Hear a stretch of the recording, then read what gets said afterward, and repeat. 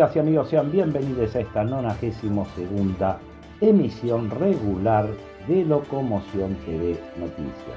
Desde el estudio único de Locomoción TV en la ciudad autónoma de Buenos Aires, llegamos hasta ustedes luego de 19 días desde nuestra última emisión regular. En esta emisión vamos a avanzar sobre los 4 ejes en los que se movió el dinamismo de la pauta en este cierre de año.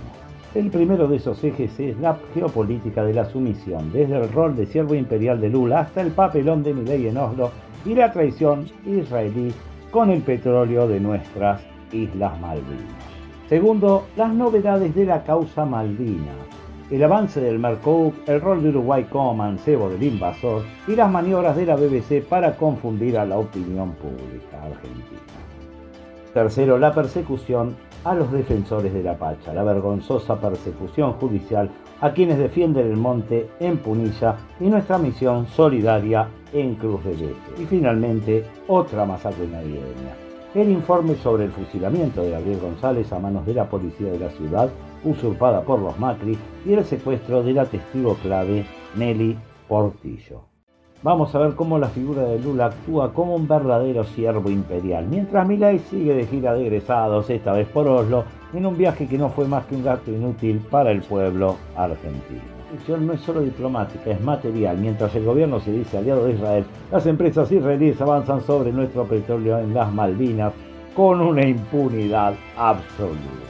Y para completar este panorama, mientras los invasores británicos juegan al matón de barrio en el Atlántico Sur, Rusia les mandó un recordatorio rústico en plena Nochebuena que los medios del sistema te ocultaron como siempre. Para entender cómo se cocina esta entrega y quiénes son los que realmente mandan, ¡vamos a los informes! Brasil, el siervo imperial. El posicionamiento geopolítico de Brasil sobre la causa Malvinas es la manifestación más hipócrita del eje de colaboración funcional. A pesar de su retórica de hermandad continental y autonomía de potencia regional, Brasil actúa sistemáticamente como un siervo imperial, priorizando su pragmatismo económico y su alineación con el bloque occidental y la OTAN, lo que se traduce en una traición constante a la causa Malvinas. La traición funcional y el alineamiento innegable. Brasil, un país con aspiraciones de autonomía y liderazgo en el sur del mundo, demuestra su servilismo a través de acciones concretas y omisiones estratégicas. Alineamiento G20, el traidor miserable. Actos de traición funcional en foros internacionales como el G20, donde la diplomacia brasileña garantiza la neutralidad práctica y favorece los intereses del bloque ocupante. Su apoyo a la causa Malvinas es de la boca para afuera, no estratégico. Tránsito naval y reabastecimiento. A pesar de la condena diplomática, Brasil permite el tránsito naval británico y, de manera funcional, el reabastecimiento en sus puertos, manteniendo la vitalidad logística del enemigo en el Atlántico Sur. Vínculos militares y cooperación. Mantiene ejercicios militares y cooperación en seguridad con el Reino Unido y Estados Unidos que garantizan la compatibilidad doctrinal y debilitan la estrategia de disuasión regional. La farsa simbólica, el mapita de la hipocresía. Como payasade de última hora, destinada a mantener la retórica de hermandad, Brasil publicó un mapa mundial, Atlas Geográfico Escolar del IBGE, donde las Islas Malvinas, Georgias del Sur y Sandwich del Sur aparecen del mismo color que el territorio argentino. Este acto, catalogado como un respaldo simbólico, es una decisión política y diplomática que se contradice con su alineamiento militar y logístico funcional a la OTAN.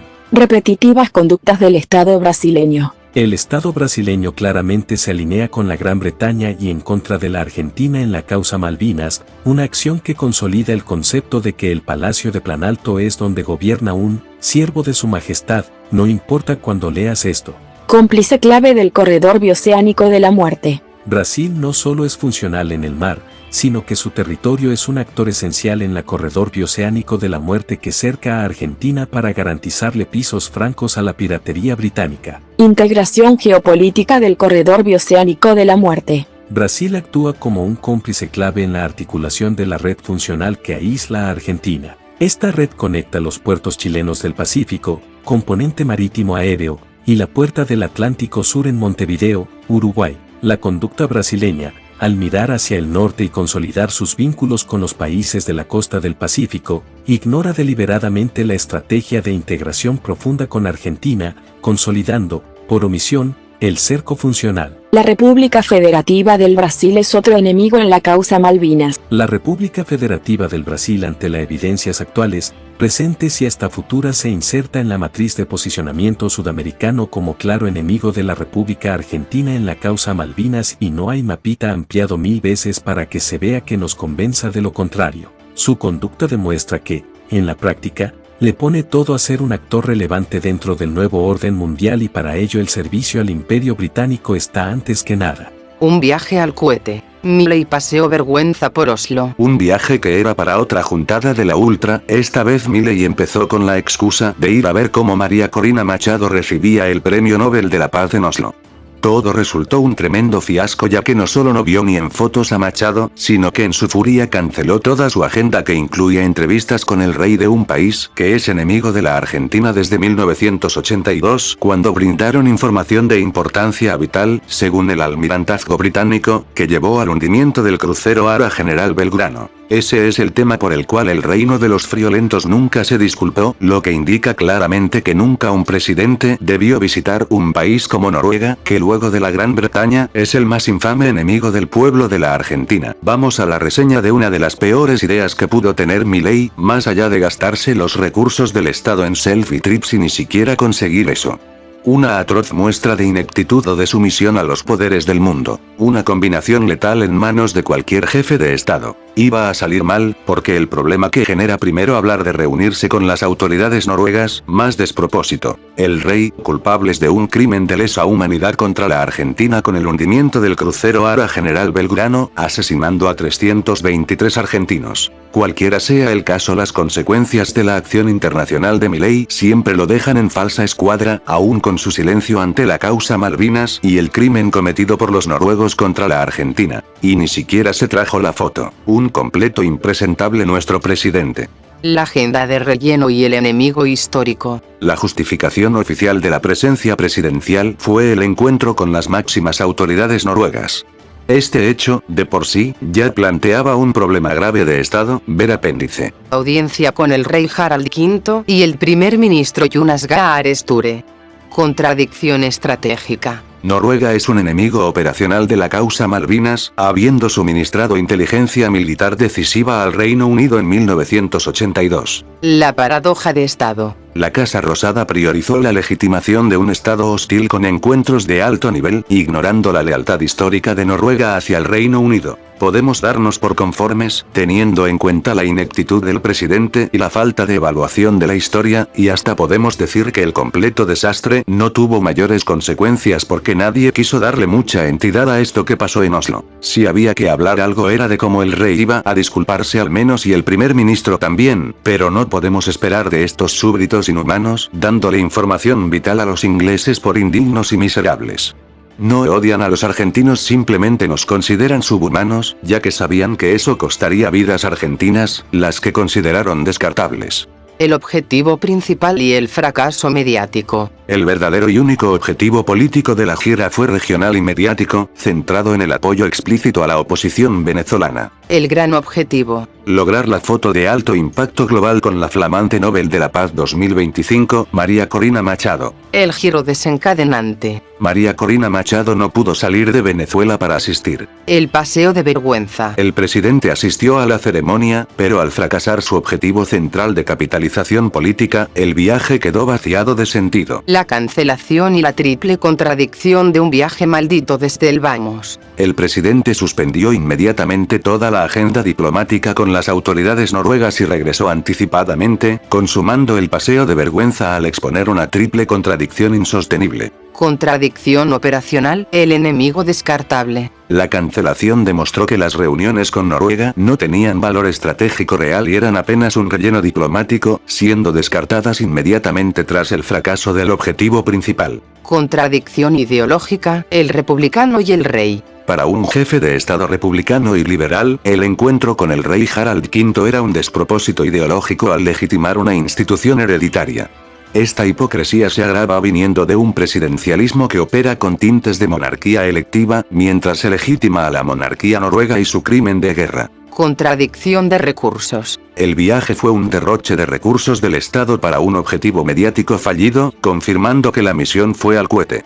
Este mismo personaje que está en la Rosada anda ajustándole las vidas a las gentes de su país y se despilfarra recursos oficiales para calmar su bastante maltrecho ego.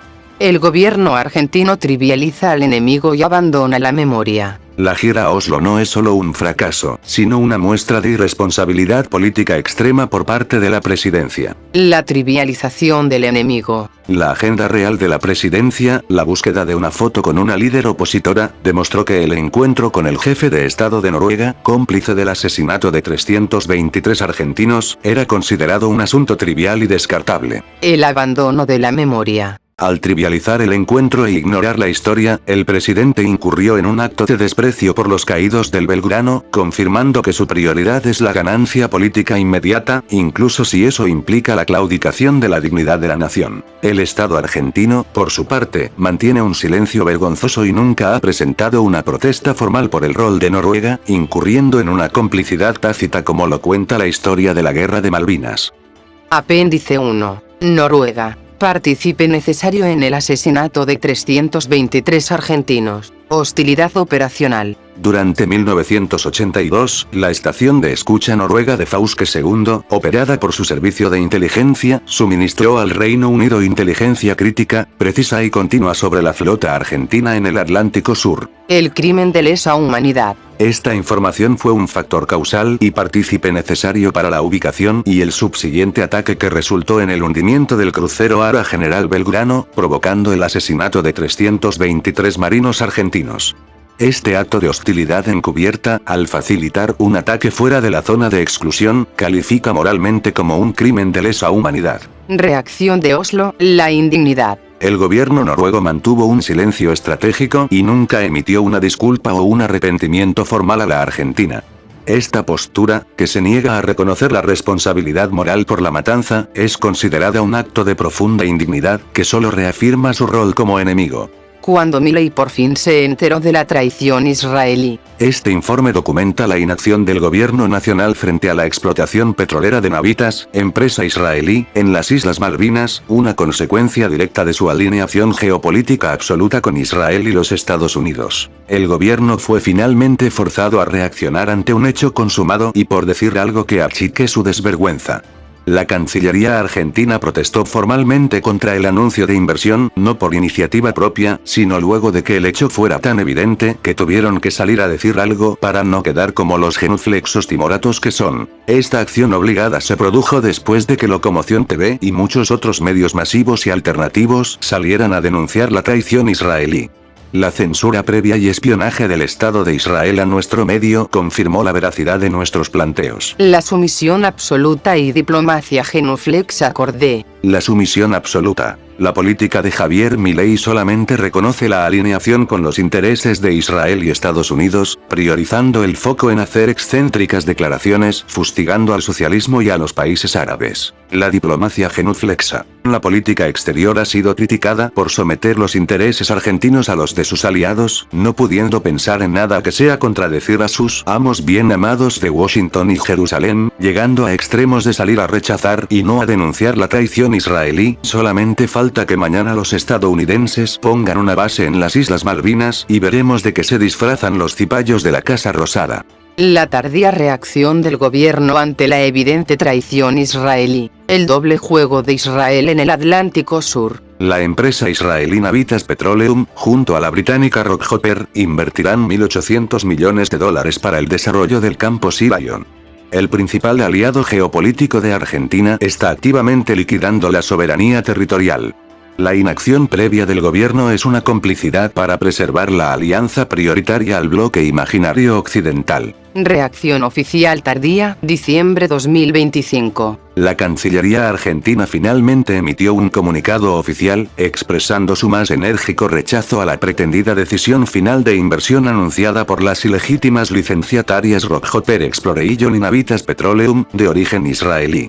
El comunicado calificó de ilegítimos los derechos concedidos por el Reino Unido y denunció que esta acción es incompatible con la resolución 3149 de la Asamblea General de la ONU, violando la obligación de abstenerse de modificaciones unilaterales. La protesta se produce 4 meses después de que el tema fuera ya Vox Populi. El hostigamiento israelí al blog de este medio demostró la veracidad de lo denunciado. Este combo de difusión obligó al gobierno a emitir la protesta para evitar ser identificados como lacayos israelíes ante la evidencia pública e ineludible de la traición. Incidente de censura, espionaje e intrusión. Locomoción TV reportó denuncias de censura previa y espionaje por parte del Estado de Israel, con intrusión en su blog mientras el informe estaba en edición. Locomoción TV destaca que esta es la primera actitud hostil de dicho Estado de Israel y tengan la seguridad que será la última. La soberanía cero como política de Estado. La pasividad en la causa Malvinas no es un error, sino una consecuencia lógica del patrón ideológico de soberanía cero del gobierno. Este patrón se manifiesta en intentos como la privatización de AISA, que busca desmantelar el control estatal sobre recursos estratégicos y servicios esenciales. Al reducir el rol del Estado en el manejo de activos críticos, se facilita la entrega tácita de la soberanía sobre recursos naturales como el petróleo de las Islas Malvinas a intereses extranjeros, incluidos los de sus socios geopolíticos, sin encontrar resistencia política interna de consideración, y en algunos casos como el del peronismo, ya le dieron el manejo del agua a Israel y no tienen de qué quejarse. El gobierno de Milei está actuando como un facilitador de la desarticulación territorial del país. El oso analógico les cortó el pan dulce. Rusia desnuda la cobardía británica en Nochebuena. Argentinas y argentinos, pónganse con mate y pochoclo a ver cómo los malditos invasores pasan una Nochebuena del terror, gentileza de papá Kremlin. Mientras Londres juega al matón de barrio en Norcorea del Sur, Putin les mandó un recordatorio rústico de 7 horas sobre sus cabezas que la prensa cipayil no te va a contar. El canapé de polenta ruso arruinó la Navidad pirata. En una Nochebuena que Londres esperaba pasar entre brindis y propaganda sobre su soberanía innegociable, el cielo del norte británico se llenó del rugido de los motores turbohélice de los bombarderos nucleares Tu-95 MS rusos. El canapé de polenta de la aviación rusa, esa maquinaria rústica, analógica y letal, paseó su sombra sobre el Mar del Norte, obligando a la OTAN a un despliegue de emergencia que dejó en evidencia quién tiene realmente los nervios de punta. Cobardía en el sur, efluvios en el norte. Desde Locomoción TV venimos denunciando la doble vara del pirata. Su estrategia es clara y cobarde. Hacia el sur, se muestran arrogantes, envían el HMS Force y operan con fábulas de espionaje mediático para consumo de los medios locales entreguistas. Hacia el norte, cuando aparece el oso ruso, la guapeza se transforma en pánico. Los cazas británicos salieron disparados no para atacar, sino para escoltar con miedo a un enemigo que los trata como lo que son, una isla vulnerable y asustada. El cinismo ruso, de la comida al cóctel. Pero no nos confundamos, el Kremlin es un maestro del cinismo. Califican este hostigamiento nuclear como misión rutinaria, la misma lógica que usaba el ministro soviético Molotov en 1939 cuando decía que sus bombas sobre Finlandia eran comida para los hambrientos. Los finlandeses les respondieron con la bebida, el cóctel Molotov. Hoy, mientras Rusia hace transpirar a los británicos, también golpea infraestructura civil en otros frentes, demostrando que en este tablero de tipejos de fábula, el cinismo es el único idioma universal que comparten invasores de distintos pelajes. Gran Bretaña hace temblar a sus parásitos de Norcorea del Sur. La guerra de nervios que Londres le plantea a la Argentina cada fin de año les volvió como un boomerang. El Reino Unido es ese bully que se hace el valiente con el que busca diálogo, pero se orina encima cuando el rústico de la cuadra le pone un motor de los años 50 en la puerta con un misil nuclear debajo del ala. No nos engañemos. La presencia británica en nuestras islas no es fortaleza real, es apenas la caridad de Londres manteniendo una ficción de imperio que se desmorona en cuanto el aire se pone pesado. Dependen de la pasividad del Mercosur para sentirse seguros, pero frente a Rusia, esa caridad no les sirve de escudo. Disfruten el mate, compatriotas. Ver al invasor hostigado por su propia medicina y dependiendo de la caridad de una metrópoli asustada es, al menos, un acto de justicia poética en esta Navidad. Y si hablamos de sumisión, lo que pasa en nuestras Islas Malvinas es directamente para indignarse. El invasor británico no solo se queda, sino que expande sus negocios ante la mirada cómplice y la inacción de una cancillería de rodillas. En este bloque vamos a denunciar la consolidación del Mercosur, el esquema comercial donde la ocupación pirata hace sus mejores negocios. Vamos a poner nombre y apellido al rol de Uruguay, que actúa como mancebo del invasor, facilitando la logística británica, y vamos a ver la amenaza real del HMS Force, un buque diseñado con un solo fin: el asesinato de argentinas y argentinos. Pero ojo, porque la guerra también es de desinformación. Vamos a desenmascarar la operación Smoke Salad, una fake news montada por la BBC que toda la prensa del sistema se tragó sin masticar. Para que no te vendan más humo, ¡vamos a los informes! El Mercouk, el mejor negocio de la ocupación pirata de las Islas Malvinas. La reciente 67ª cumbre de presidentes del Mercosur en Foz de Iguazú no fue una reunión de países soberanos, fue la asamblea de accionistas del Mercouk.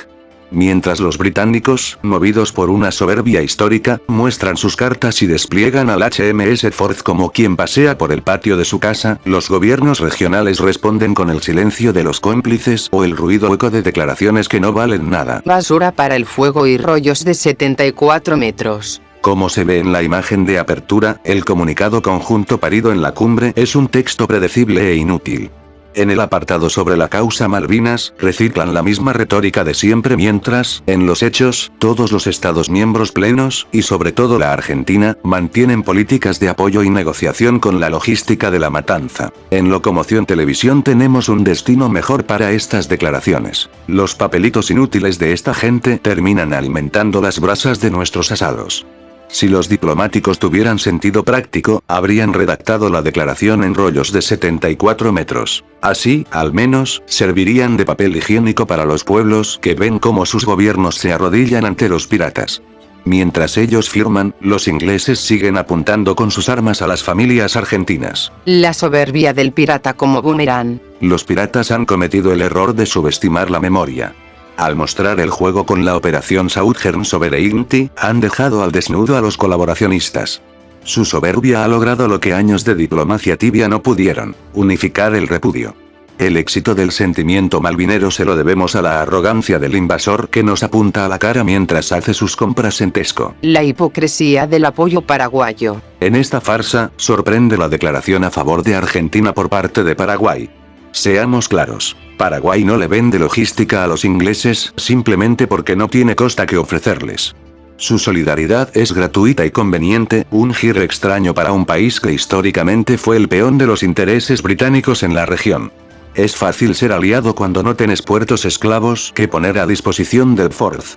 El ciudadano más libre de Sudamérica. En este engendro que llamamos Mercouk, el HMS Forth goza de privilegios que ningún trabajador de la región posee.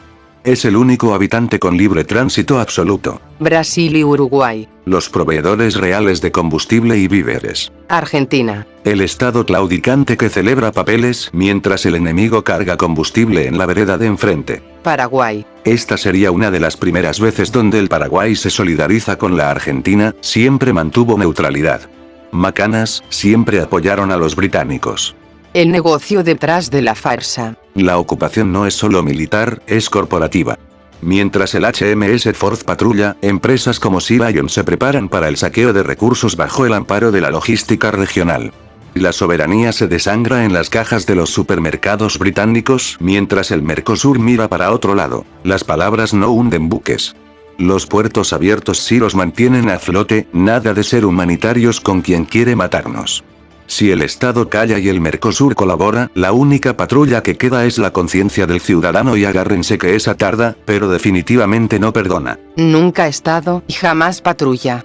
Fuera piratas y colaboracionistas de nuestras aguas. Firmado. El Uruguay es el mancebo del invasor británico. Estado de situación. La llegada del buque polar RRS Ser David Attenborough a Montevideo es la confirmación de un servicio de vasallaje. Mientras la administración de Yamandu Orsi ensaya gestos de unidad regional, mantiene la cama caliente para la logística de la ocupación británica en el Atlántico Sur. Calificación de servicio. Mancebo de 4 estrellas, 2 de ellas imaginarias, sostenidas por un relato humillante.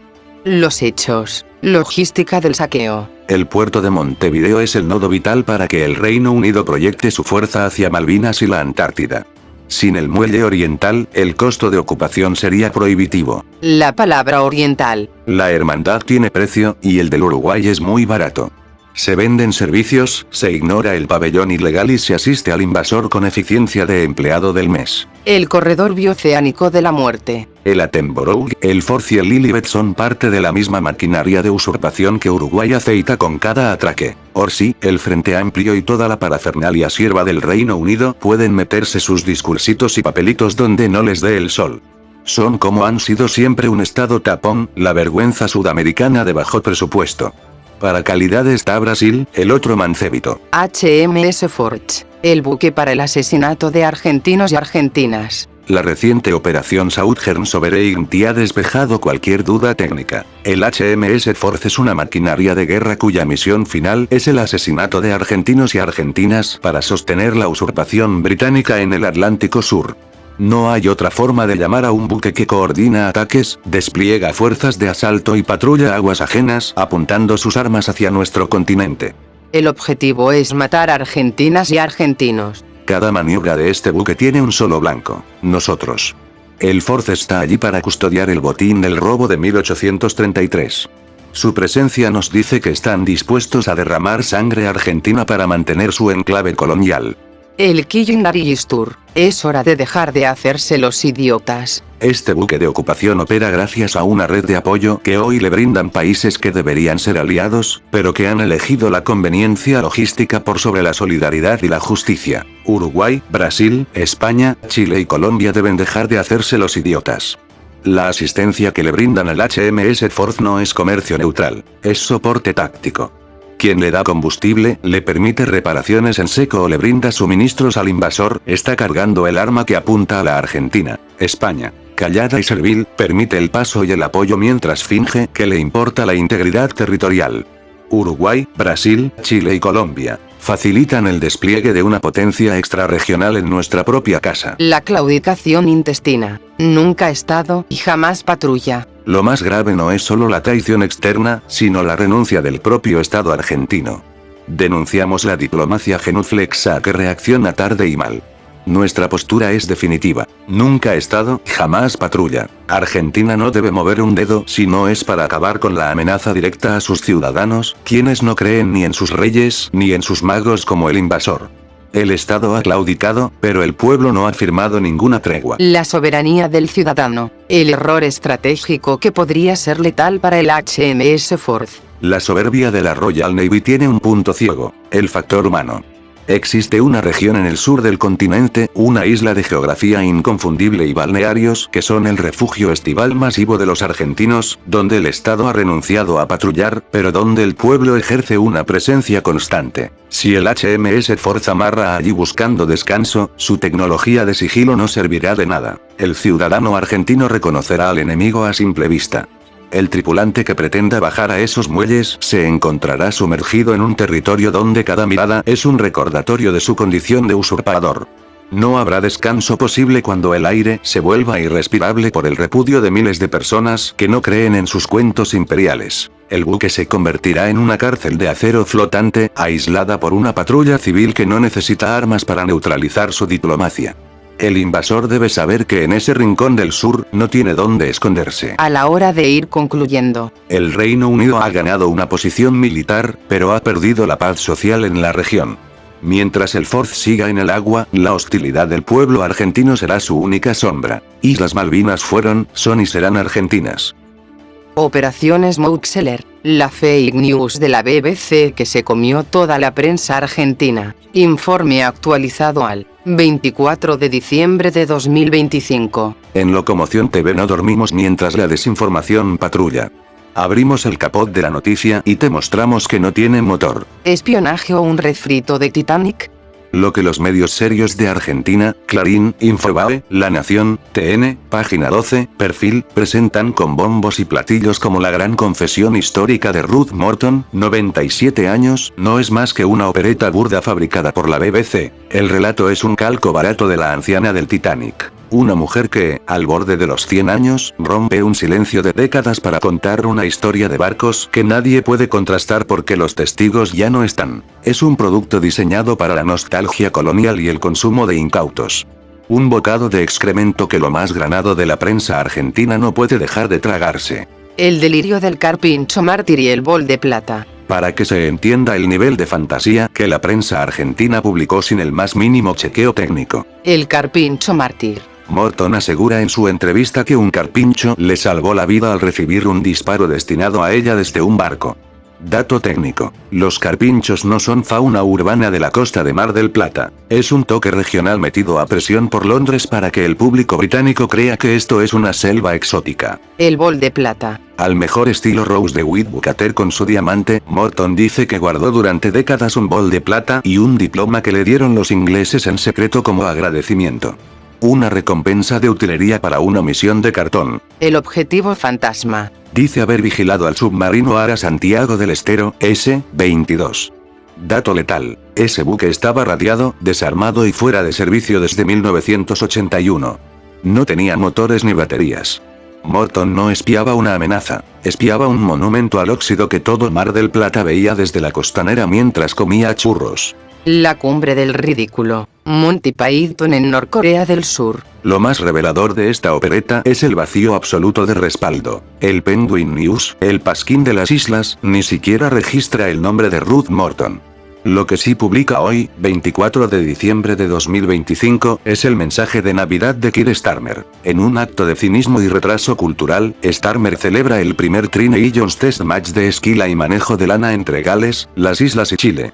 Mientras el mundo discute tecnología, la Norcorea del Sur británica se mide en quién corta mejor el pelo de una oveja. Lo trágico es que, mientras los Monty Python hacían este tipo de sketches para satirizar la decadencia del imperio, la BBC lo hace en serio y la prensa argentina lo consume como si fuera una pieza de inteligencia del Mossad. Ranking de los infames. Periodistas condoms de los británicos. A las personas nos iguala la impunidad por nuestra estupidez. Estos medios demostraron una ineptitud criminal tan grande que la corona los usa como herramientas descartables, condoms, para filtrar su desinformación.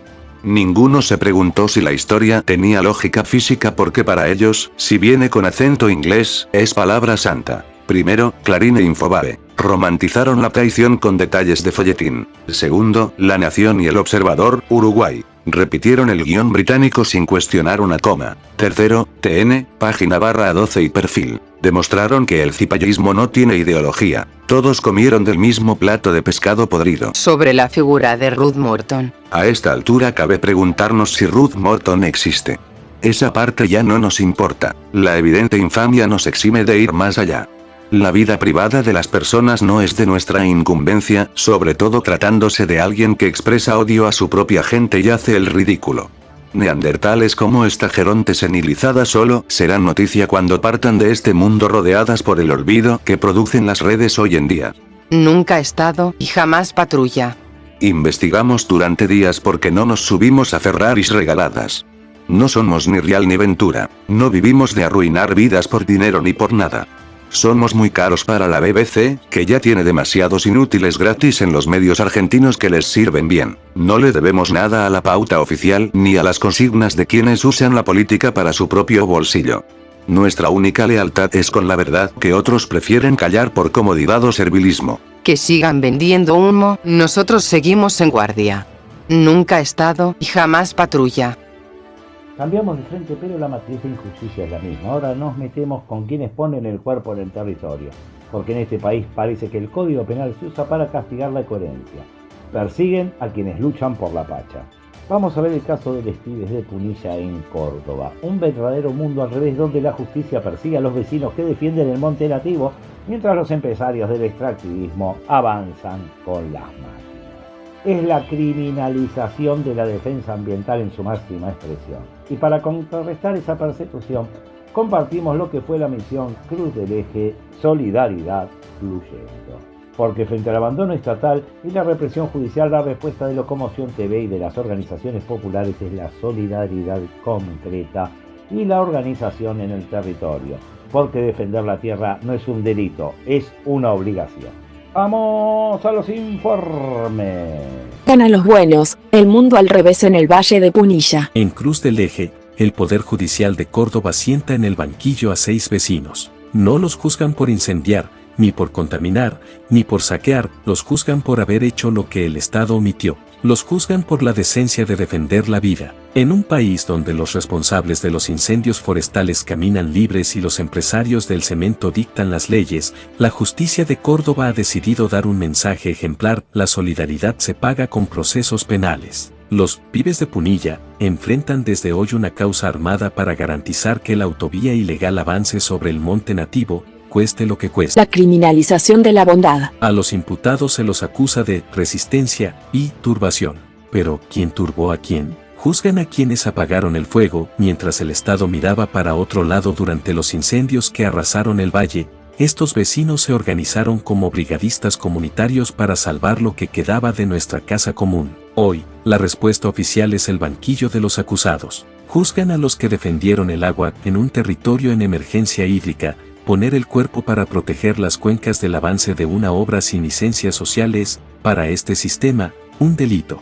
El caso de Fran, cuando la dinamita no tiene alma. El ensañamiento judicial tiene un trasfondo que el poder no quiere que se sepa. La lucha de la familia de Francisco, Fran, Iturraspe, un niño dentro del espectro autista, logró suspender las detonaciones con dinamita que torturaban su hipersensibilidad. Ese pequeño triunfo de la cordura y el amor sobre la maquinaria extractivista es lo que el poder no perdona. Al juzgar a estos 6, están intentando castigar a quienes demostraron que la vida de un niño vale más que el cronograma de una constructora.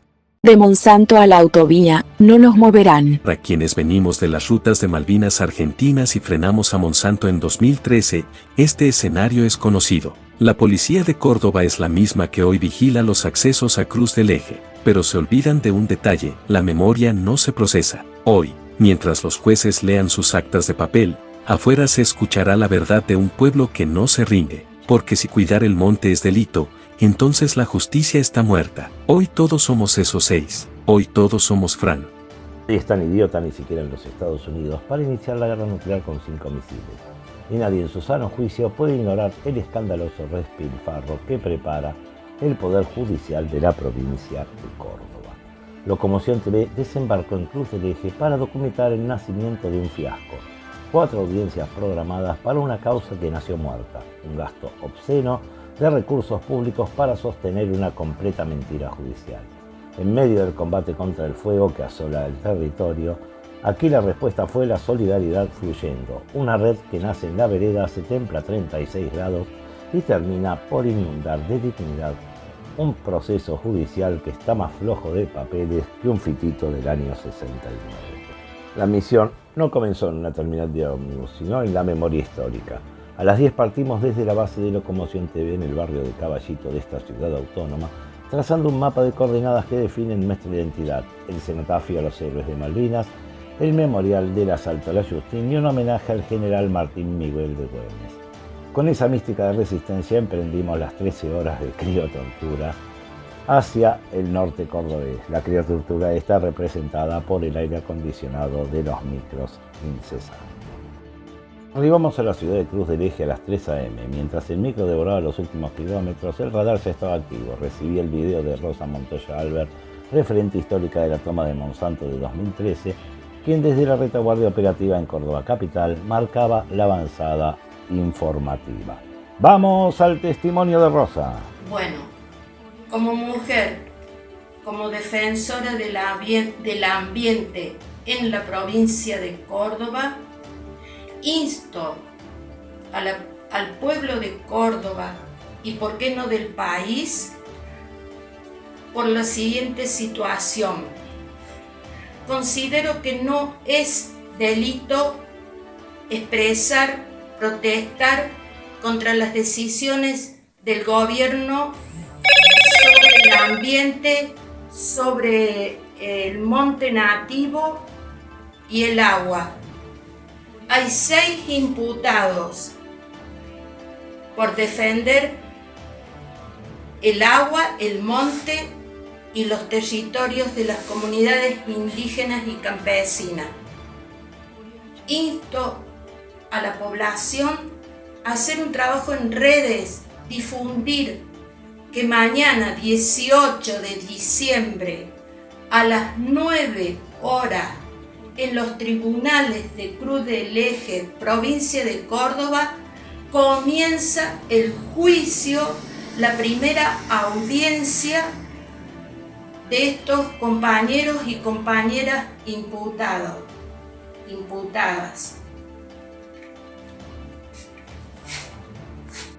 Recorrimos la ciudad buscando operativos o cámaras ocultas, aunque la tarea fue en balde, ya que a las asambleas cordobesas poco les importa ese tema, ya que, como ellos mismos dicen, no tienen nada que esconder, saben que tienen la razón de su lado, que espíen si quieren nuevas frustraciones.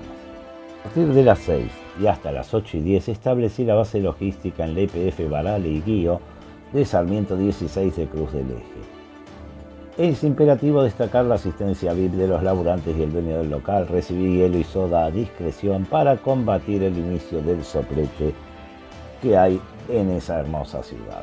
Incluso el dueño me permitió permanecer en el lugar hasta después del cierre sin decirme nada, en un gesto de hospitalidad, obviamente por la tarea que estábamos desempeñando allí.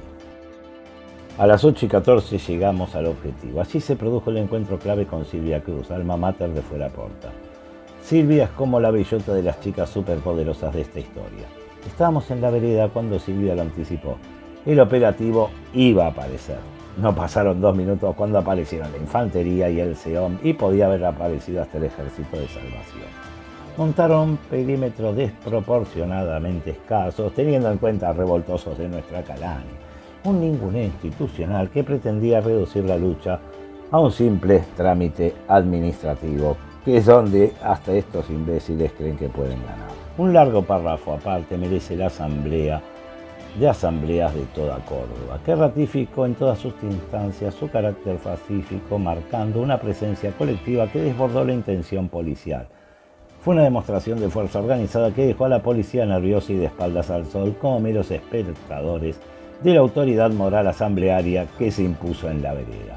Esta unidad provincial es el verdadero escudo contra el avance del extractivismo, una red que se tensa y responde en cada punto del mapa cordobés. Adentro de los tribunales, la Fiscalía intentó su jugada más cínica. Pretendían que los compañeros aceptaran una culpabilidad con un mes de condicional a cambio de cerrar el proceso. Esta propuesta no fue más que una confesión de parte. Están más flojos de papeles que un fitito del año 69. Ante este intento de extorsión que rozó el ridículo, los imputados demostraron su temple y mandaron a recauchutar chupetes al fiscal y a la querella. No en estos términos, pero sí en términos judiciales y creíbles. No aceptaron migajas procesales porque no hay delito que confesar, solo un territorio que defender. Por este capricho persecutorio, el Estado quemará fondos públicos los días 7, 8, 11 y 14 de mayo en audiencias en una causa que está muerta antes de nacer. A las 10:15 salieron los 6 de Punilla, recibiendo el abrazo del aguante de las asambleas cordobesas. Las noticias no fueron buenas para el poder en Córdoba, ya que sus burócratas no pudieron armar aún nada que se parezca a una causa. Razón, motivo, circunstancia que amerite sus barbaridades. Registramos a Venus, quien dio cátedra sobre el convenio 169 de la OIT. A pesar de su corta edad, Venus es un pichón de Yaguareté que este cronista conoció emponchado custodiando el territorio en la toma de Monsanto en 2013. Vamos a la palabra de Venus. Ahí tuvimos la audiencia, nos dieron la fecha de juicio, no quisieron conciliar y bueno, veremos el tema de las pruebas y toda esa cuestión. Va a ser en mayo, semana del 7, 8, el 11 y 14 de mayo. Ahí empezaría el juicio, digamos. Claro, ahí se presentan las pruebas y todo. Perfecto, ahí, digamos, te leyeron las generales, digamos. Sí, nosotros con la abogada planteamos el tema de la ley indígena, de la falta de cumplimiento del convenio 169, la falta de consulta previa a las comunidades. Y bueno, eso, tratamos de encuadrar la causa esta como fue, digamos, una protesta ambiental, porque lo que ellos quieren es aislarlo como si hubiera sido un hecho aislado, digamos, de que encaramos al intendente porque sí, y no fue así, digamos. Los que ejercieron la violencia primeramente fueron ellos, el daño lo causaron ellos con todo el tema de la obra de la autovía, que partieron comunidades, desalojaron familias, destruyeron todo lo que hay, la naciente de la cuenca, reservas naturales. Y bueno, no sé, eso fue lo que planteamos nosotros y nos dijeron que bueno, que lo podíamos plantear en el juicio. Ahora fue una audiencia como informal, pero bueno, seguramente plantearemos eso, veremos qué sale. Muchas gracias, Beno. Gracias a vos.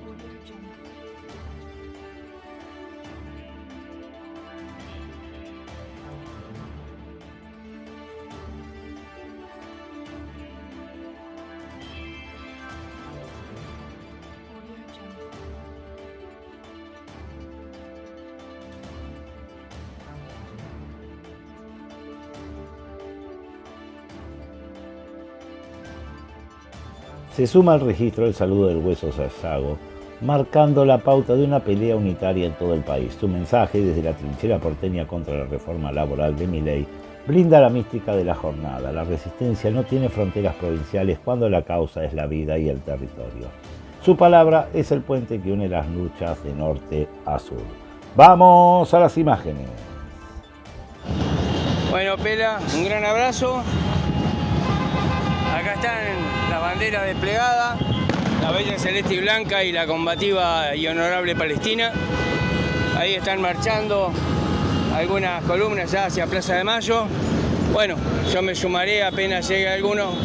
Sí, viva Palestina Libre. Ahí saludan a la bandera, algunos que pasan. Bueno, ahí estaremos. El cierre de la cobertura en la terminal fue un poco traumático. 1,5 litros de agua helada en la cabeza para frenar la insolación de los 36 grados. Finalmente, a las 15 horas del día 19 de diciembre, este cronista se reporta sano y salvo en su domicilio. Misión cumplida, el registro está a resguardo y la verdad está circulando por las calles. Queríamos contarles algunas cositas más que hacen a Cruz del Eje y a su cultura. Por ejemplo, la identidad ferroviaria aún se nota allí.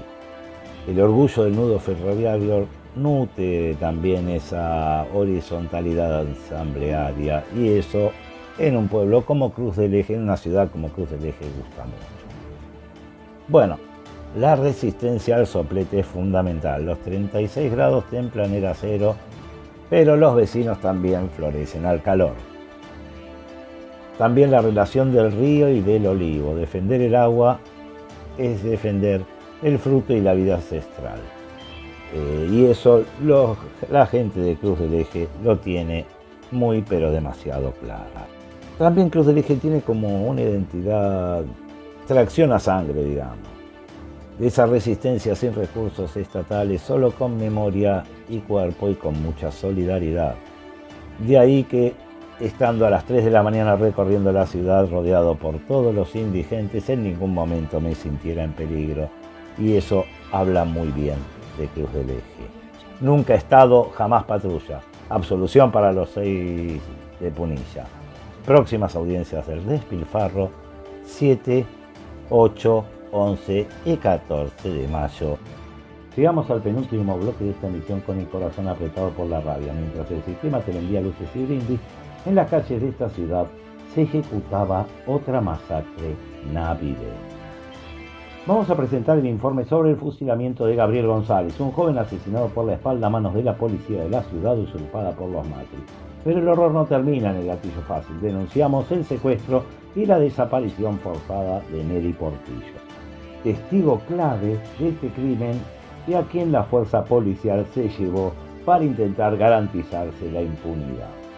En este informe mostramos la cara más oscura del control social, cuando el blanco del ocupa es un negro, un gordo o un feo, y cómo el aparato represivo actúa como una verdadera banda de delincuentes con uniforme para encubrir sus miserias.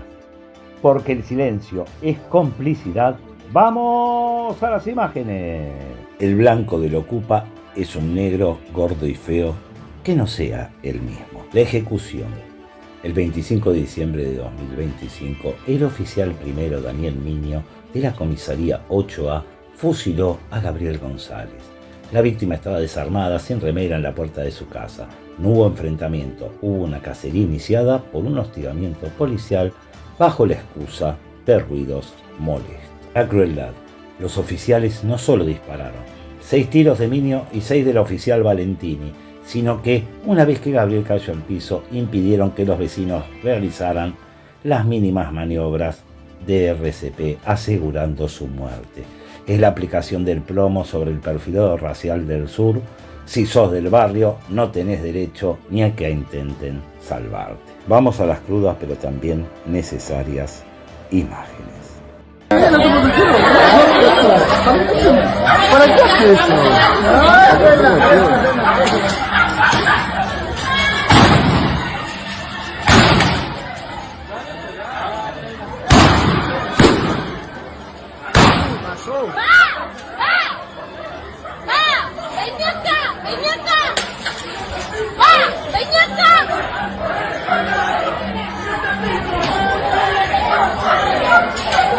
El secuestro institucional de Nelly Portillo.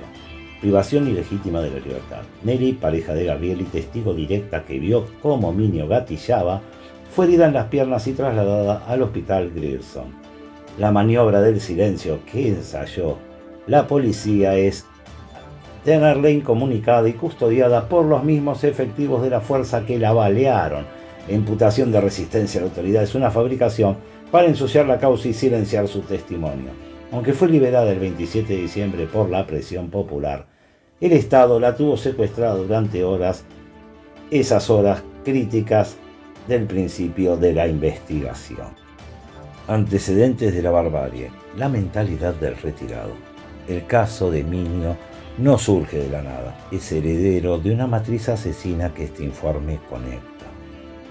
Por ejemplo, con la masacre de Floresta, Juan de Dios Verasticki, el suboficial retirado que ejecutó a Maximiliano Tasca, Cristian Gómez y Adrián Matassa en una estación de servicio porque le molestó un comentario que veo en la tele sobre la represión de diciembre de 2001. Verasticki, como Minio ahora, intentó plantar armas y simular un enfrentamiento. Esa mentalidad de reserva donde el policía, incluso fuera de servicio por motivos banales, se siente juez y verdugo, es el ADN de esa fuerza. El caso del 2024, fusilamiento por la música. El antecedente inmediato de este año, donde un oficial fusiló a un vecino simplemente porque le molestaba la música fuerte. Al igual que con Gabriel, el detonante fue una contravención menor que la policía de la ciudad resolvió con ejecución sumaria. El mensaje es claro: en los barrios la molestia del policía se paga con la vida del vecino. El Ocupa de Parque Patricios y la doble vara. El fraude de origen. Denunciamos la ilegitimidad de Jorge Macri, quien ocupa la jefatura de gobierno mediante un fraude de residencia validado por la justicia porteña. Vanina Biasi, la única candidata que denunció la flagrante violación de la Constitución de la ciudad por parte del Ocupa, hoy es perseguida por un poder que no perdona la denuncia y le armó una causa por el ridículo cargo de antisemitismo. Ya sabemos cómo aplican la doble vara. Hay flexibilidad absoluta para que un Macri salte leyes y ocupe la ciudad, pero hay rigidez asesina para los habitantes de las villas. El Ocupa es el responsable político del plomo. El prejuicio de clase de quien gobierna una ciudad que no habita es lo que arma la mano de oficiales como Minio. Vendetas estatales y, para colmo, extractivismo mediático. Barrio Papa Francisco, 2014. Aquello no fue un desalojo, fue una venganza contra quienes desafiaron al poder con la carpa villera en el obelisco. Topadoras y fuego contra los que se atrevieron a visibilizar la miseria. El caso de Víctor Hugo Morales es un caso de escopeta. Denunciamos el robo de imágenes por parte de Víctor Hugo Morales en bajada de línea. Usaron el registro de nuestra lucha y el dolor de las casillas quemadas con su propia marca de agua, lucrando políticamente con un material por el que nosotros pusimos el lomito. Es el extractivismo mediático. Nos roban la vida en la calle y nos roban el registro en la pantalla. A modo de conclusión de otra masacre navideña, vamos a seguir firmes en la investigación de este y de todos los casos de gatillo fácil que hayan. Siempre vemos ese primitivismo estatista, los perfiles raciales nunca los han abandonado y siguen siendo un patrón de muerte que cada año para las fiestas el poder nos lo recuerda. Los gobiernos con responsabilidad en la cuestión no pueden negarse a lo que indican claramente las imágenes del fusilamiento navideño cada vez y desgraciadamente más tradicional.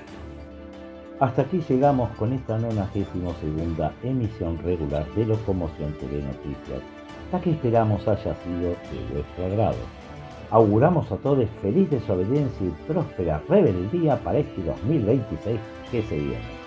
Sin otro particular, será hasta la próxima, amigas y amigos.